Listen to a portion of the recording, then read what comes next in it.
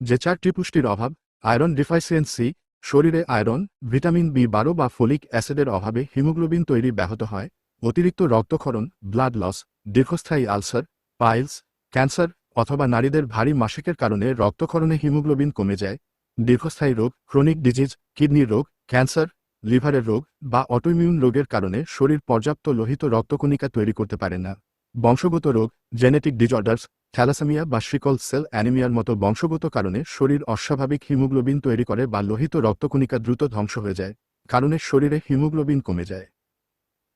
রক্তে হিমোগ্লোবিন বৃদ্ধির জন্য সাধারণত আয়রন, ফলিক অ্যাসিড এবং ভিটামিন বি12 সমৃদ্ধ ঔষধ ব্যবহার করা হয়, যেমন ফেরাস সালফেট, ফেরাস ফুমারেট বা আয়রন সুক্রোজ ইনজেকশন।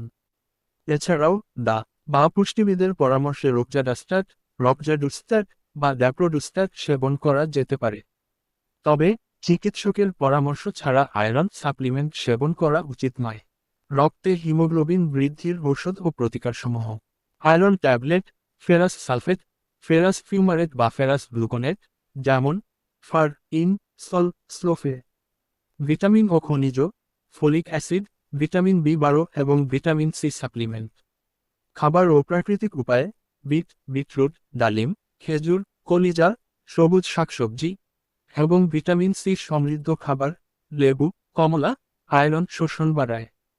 সতর্ক: রক্তে হিমোগ্লোবিনের মাত্রা দ্রুত বাড়লে 4 সপ্তাহে এর থেকে বড় 2 মিলিগ্রাম ডেইলি বা পার্শ্বপ্রতিক্রিয়া দেখা দিলে দ্রুত ডাক্তারের পরামর্শ নিন।